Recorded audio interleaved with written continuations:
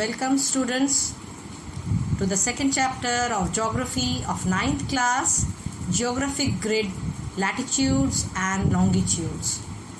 Let us have a recap of the last discussion that we had. It was on what are latitudes, what is Earth's grid, what is geographic grid, and how can we determine the latitude of a place. So today we have a continuation of the same chapter.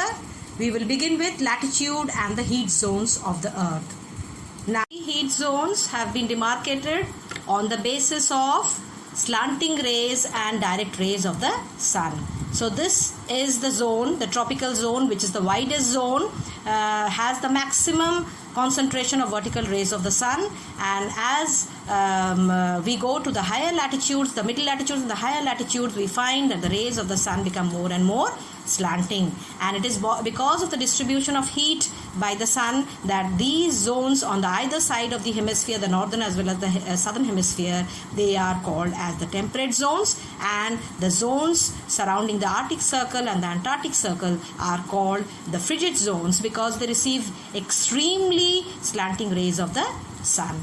The Tropic of Cancer and the Capricorn marks the limits of the torrid zone. In this zone, 0 degree to 23.5 degree north, 0 degree to 23.5 degrees south, the sun's rays are overhead at least one day in a year. The Arctic Circle marks the limit of the north frigid or north polar zone, 66.5 degree north to 90 degree north. The Antarctic Circle marks the limit of the south frigid or the south polar zone, 66.5 degrees south to 90 degrees south. The zone between the Tropic of Cancer and the Arctic Circle is called the temperate, north temperate zone, that is 23.5 degree north to 66.5 degree north. The zone between the Tropic of Capricorn and the Antarctic Circle is called the south temperate zone, that is 23.5 degrees south to 66.5 degree south. Now, these are some of the characteristic features of the three climatic zones of the earth. The torrid zone or the tropical zone, we will mark them point wise. The first point is the extent of this particular zone. It lies between the Tropic of Cancer, that is 23.5 degree north, and the Tropic of Capricorn, that is 23.5 degree south. The second point, the second characteristic feature is it is the widest zone, and within its boundaries the sun is overhead twice in the year during the equinoxes. Then you may recall, children, there are 3 dates for the equinoxes. One is the 21st March, which is the vernal equinox, and the 23rd September, which is called as the autumnal equinox. On these 2 dates, the sun is overhead at the equator. The third characteristic, it is the hottest region, and between 5 degree north and 5 degrees south of the equator lies the doldrums or the equatorial zone. Now, this doldrum is a belt of low pressure where there is no surface wind, but they are marked by squalls and thunderstorms which occurs at intervals.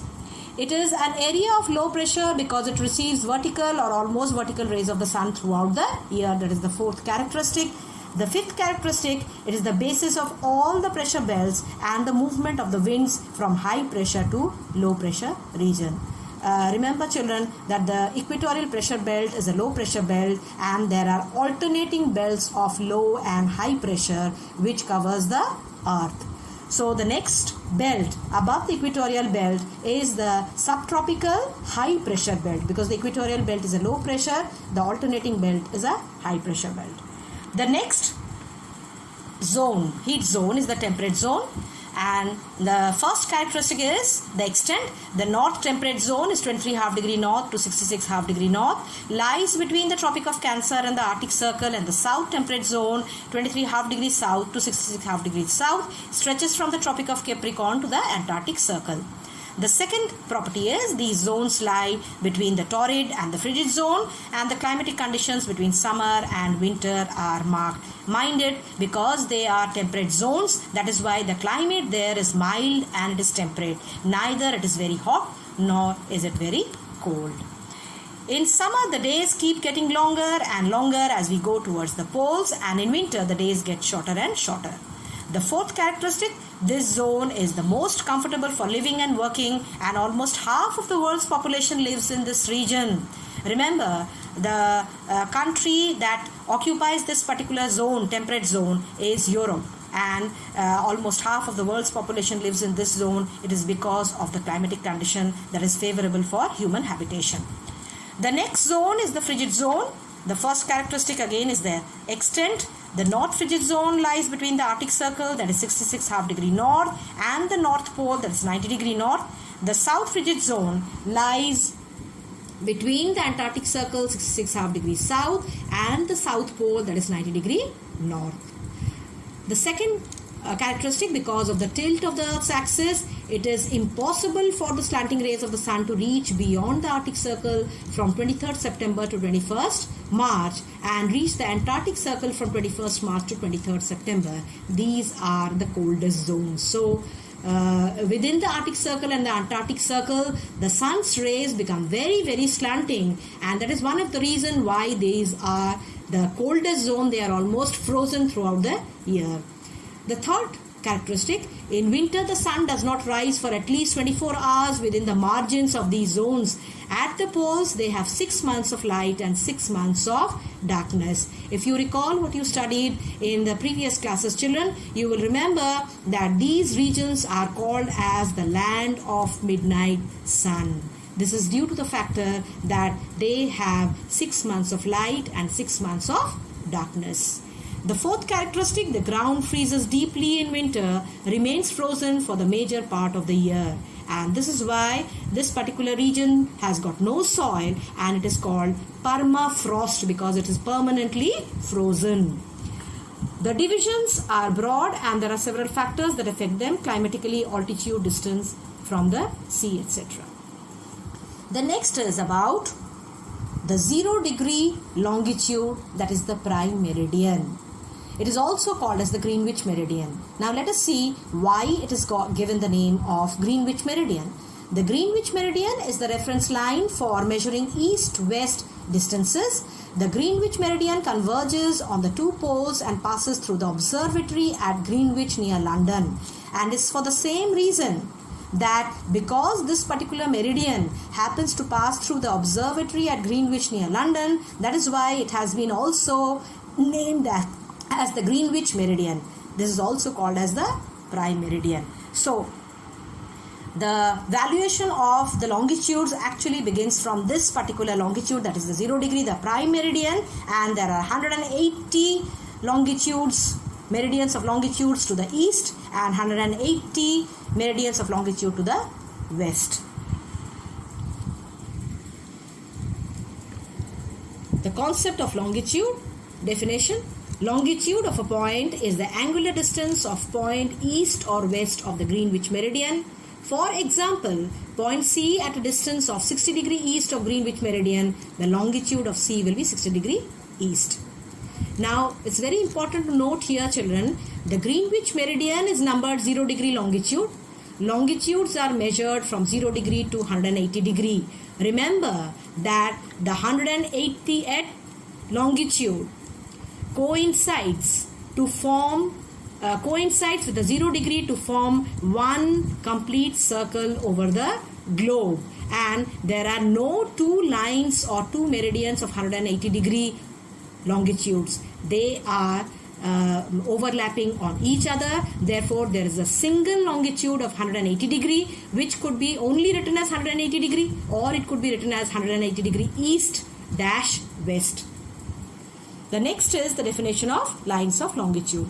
Lines of longitudes are lines which join all places having the same angular distance measured in degrees along the equator, east or west of the prime meridian. Again, it is the angular distance which is measured in degrees along the equator, east or west of the prime meridian.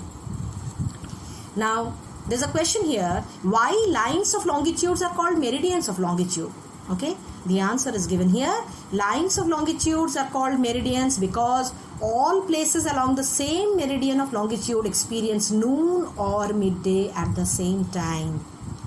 Every place which is located on the same line of longitude or same meridian of longitude will have the same local time, will experience the sunrise and sunset at the same time and also the midday at the same time. Therefore, they are called meridians of longitude. The same line of longitude is numbered 180 degree east and 180 degree west. Thus, the 180 degree longitude that lies just opposite the prime meridian 0 degree together form one complete circle dividing the earth into eastern and western hemisphere. 180 is both east and west. Again, I repeat, there are no two longitudes of 180 degree. The 180 degree east and the 180 degree west overlap each other, forming a single line of longitude which can either be called as 180 degree or it could be called as 180 degree east dash west.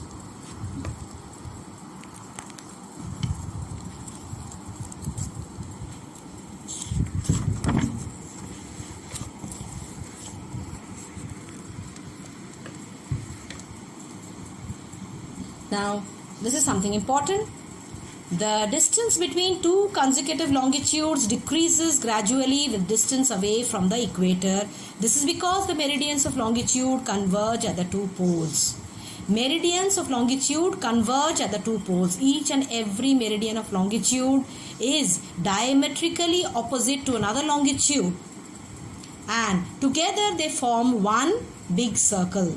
So, each and every meridian of longitude which coincides with another meridian of longitude forms a complete circle, and they are all great circles. So, all longitudes are actually great circles, and all great circles converge at the two poles. Now, since they converge at the two poles, the distance between two consecutive longitudes decreases gradually with the distance away from the equator. But this is not the case for the latitudes, because latitudes are lines which lie parallel to the equator.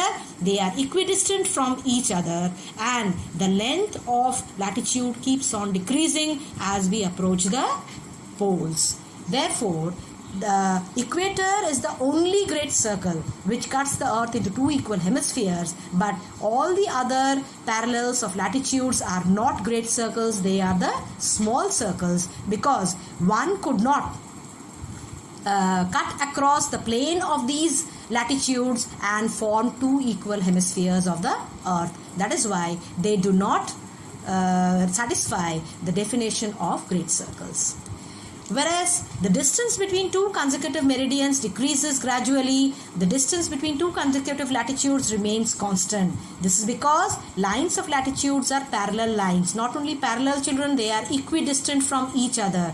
The distance between any two consecutive lines of latitude remains the same throughout the globe, and the distance is 111 kilometers. We have already covered this in the first session of this particular chapter. And there is no higher latitude than 90 degree north and 90 degree south. Now, longitude and time. Due to the spherical shape of the earth, only one half of the earth is illuminated by the sun at any given time. The other half is dark and experiences night. As the earth rotates from west to east, the zone of illumination moves slowly towards the west. So, it will be the east first which will be receiving the rays of the rising sun. Gradually, the illumination will spread over to the west. This accounts for variation in time of sunrise and sunset at different places on the earth. And this is the reason why different places on the earth experience sunrise and sunset time at different moments of the day. The earth takes 24 hours to complete one rotation. This means 360 degrees of longitude are covered in a period of 24 hours. I hope you understand this.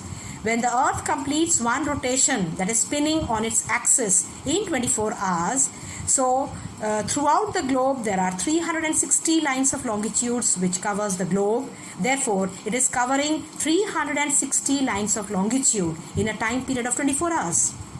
This gives rise to a time difference of 24 into 60 by 360 or 4 minutes. So, for each degree of longitude, the time difference is 4 minutes. The time difference is to be added in case of places to the east of a point.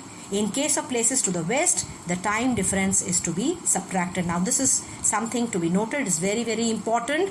Time increases as we move towards the east, and time gets added 4 minutes for each degree of longitude, and time will be subtracted when we move towards the west for each degree of longitude. Thank you. That's all for today. Take care, and I will resume this video in a few days from now.